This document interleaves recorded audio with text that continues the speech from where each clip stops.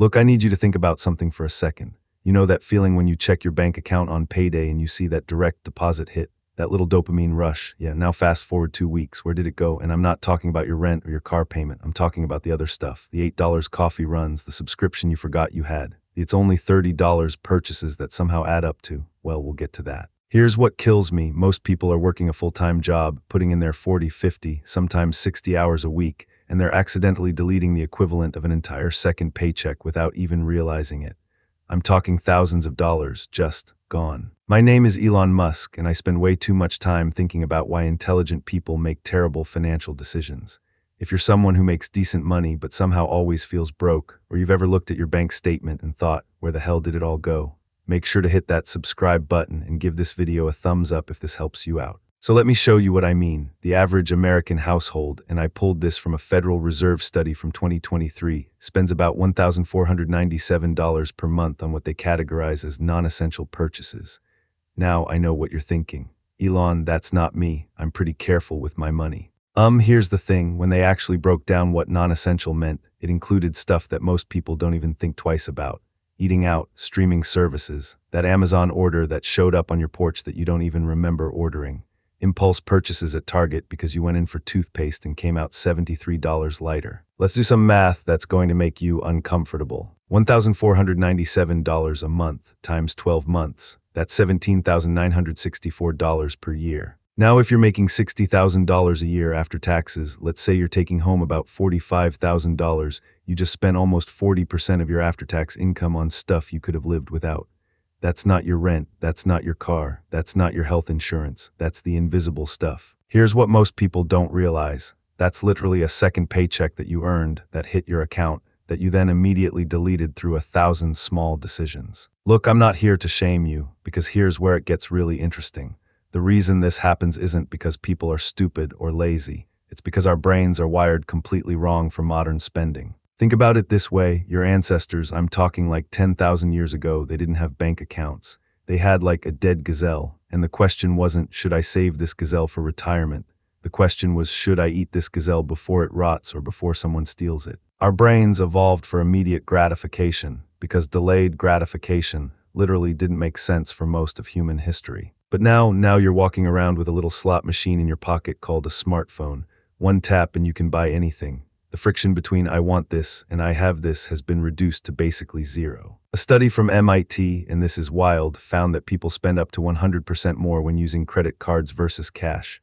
Not because they're being irresponsible, but because the pain of payment is removed. There's no physical handing over of money. It's just abstract numbers on a screen. This is where most financial advice gets it completely wrong. They tell you to just be more disciplined. No, you're not going to discipline your way out of 10,000 years of evolutionary psychology. You need systems. Now you might be thinking, okay, Elon, but I track my spending. I know where my money goes. Cool. Let me show you the 3 patterns that are probably bleeding you dry anyway. Pattern 1, the subscription creep. Here's a fun exercise. Right now, pause this video. No, seriously, pause it. Go pull up your bank statement and count how many recurring charges you have. Streaming services, apps, that gym membership, meal kits, cloud storage, news subscriptions. According to a 2024 study by West Monroe, the average person thinks they have about 4 subscriptions. The actual number, 12, and they're spending an average of $273 per month on them. Let's break that down. $273 times 12 months. That's $3,276 per year on subscriptions. Now here's the kicker. When they surveyed people about which subscriptions they actually used regularly, people said they only valued about half of them. So you're spending roughly $1,600 a year on subscriptions you don't even want. That's a Hawaiian vacation. That's a used car. That's gone. Pattern 2, the convenience tax. This one's sneaky. I call it the convenience tax, and it's the premium you pay for not planning ahead. Ordering lunch at work instead of bringing it from home. That's probably an extra $12 per day. Over a year, that's $3,120. Getting coffee every morning instead of making it. That's another $1,400 annually. But here's what most people don't realize. The convenience tax compounds. You order lunch because you didn't grocery shop. You didn't grocery shop because you were tired. You were tired because you're stressed about money. You're stressed about money because you keep ordering lunch. It's a cycle. A study from Ladder and OnePoll found that Americans spend an average of $18,000 per year on non-essential purchases, with the biggest categories being dining out, $3,459, coffee, $2,008, and impulse buys at stores like Target, $2,746. Think about that, the coffee alone, $2,008 per year. If you invested that at an 8% return for 30 years, that's $227,000. You're not buying coffee, you're deleting $250,000. Pattern 3, the upgrade cycle. This is where it gets psychological. We live in an economy that's designed around planned obsolescence and manufactured desire. Your phone works fine, but there's a new one. Your car runs great, but it's 5 years old. Your TV is perfectly good, but it's not OLED. Here's the thing, companies spend billions of dollars on marketing to make you feel like what you have is insufficient. And it works. The average American replaces their smartphone every 2.5 years. Cost about $801,000 each time, but the previous phone still worked, it just wasn't the latest model. This isn't about need, it's about identity. We've been sold this idea that we are what we own, that upgrading our stuff upgrades us. Look, here's where I'm going to make you either really motivated or really depressed. Let's add up those 3 patterns. Unused subscriptions, $1,600 a year. Convenience tax, $4,520 a year, coffee plus excess takeout. Unnecessary upgrades, let's be conservative and say $1,000 a year. That's $7,120 per year. Over a decade, $71,200. But wait, because here's what most people don't realize. It's not just the money you spent. It's the opportunity cost. It's what that money could have become if you'd invested it instead. If you took that $7,120 per year and invested it at an average 8% return, which is roughly what the S&P 500 has averaged over the long term, in 30 years, you'd have $808,000. Read that again, $808,000. That's not from making more money. That's not from some complicated investment strategy. That's just from not deleting your second paycheck. Now you might be thinking, okay, Elon, but what's the point of making money if I can't enjoy it? Are you saying I should just never buy coffee or get a new phone? No, that's not what I'm saying at all. Here's the shift. Most people spend money unconsciously and then stress about money consciously. What you need to do is flip that, spend consciously and let the rest happen automatically. Let me explain what I mean. When you buy that $5 coffee, here's what your brain processes. This costs $5, I have $5, transaction complete. But that's not the real cost. The real cost is, this costs $5. If I do this every workday for a year, it costs $1,300. If I invested that $1,300 annually for 30 years, it would be worth $147,000. So this coffee actually costs me $147,000. Now look, I'm not saying think about that every time you buy coffee. You'll go insane, but what I am saying is this, make that calculation once consciously and then make a rule. This is where most financial advice completely fails. They tell you what to do but not how to do it in a way that actually sticks. So here are 3 systems that work with your psychology, not against it. System 1, the 24-hour rule. This is stupidly simple. Any non-essential purchase over $50, you have to wait 24 hours before buying it. That's it. Why does this work? Because most purchases are emotional, and emotions are temporary. That thing you absolutely needed yesterday, there's a good chance you won't even remember what it was today. A study from the Journal of Consumer Research found that when people were forced to delay purchases by just 24 hours, 60% of impulse purchases were never completed. You're not saying no, you're saying maybe tomorrow. And most of the time, tomorrow comes and you realize you don't actually want it. System 2, the abundance audit. Once a month, you're going to do something that sounds weird but is incredibly powerful. You're going to audit everything you already have. Go through your closet, your pantry, your apps, your subscriptions, your storage unit, and you're going to cancel, donate, or delete anything you haven't used in the last 60 days. Why does this work? Because it makes you viscerally aware of how much stuff you already have that you're not using.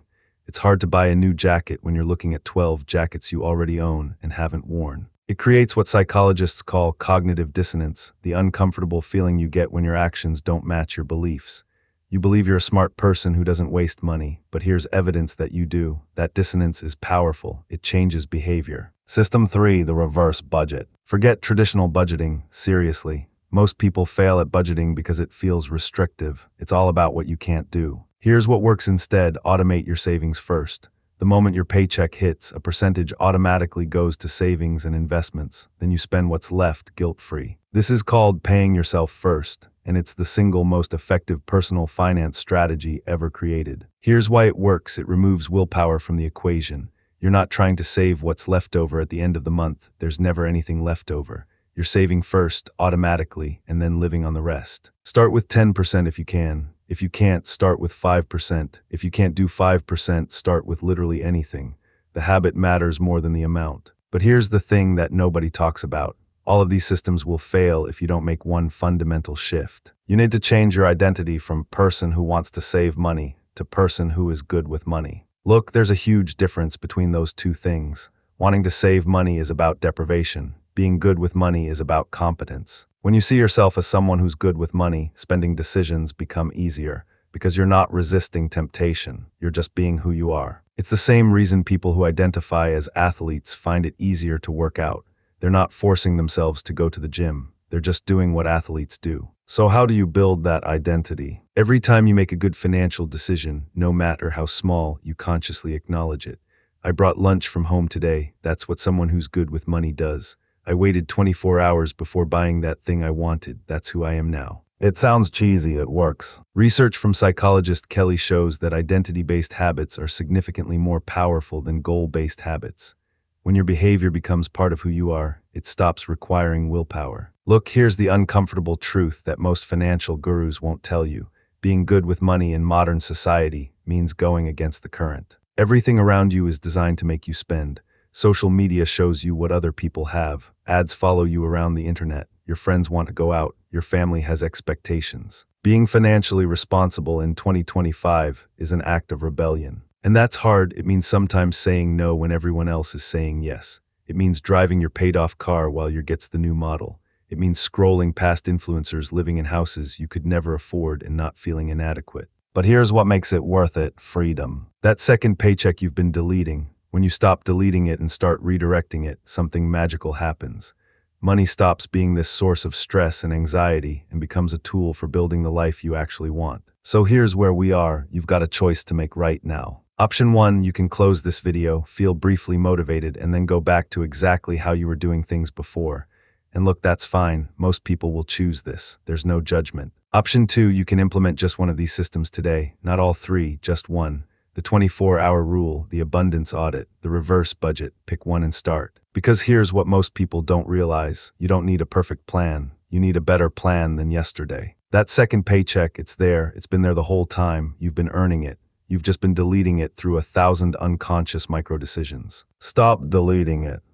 Every time you catch yourself about to make an impulse purchase, I want you to think about this video. Think about that $808,000 over 30 years. Think about the kind of freedom that money represents. And then make a different choice. Look, if this video helped you see your spending differently, do me a favor and hit that like button. If you want more content on building wealth through behavioral change and not just through making more money, subscribe to the channel. And drop a comment below telling me which of the 3 deletion patterns hit closest to home for you. Was it the subscriptions, the convenience tax, the upgrade cycle? I read every comment, and honestly, your stories help other people realize they're not alone in this. Remember, the goal isn't perfection, the goal is progress. You've got this. I'll see you in the next one.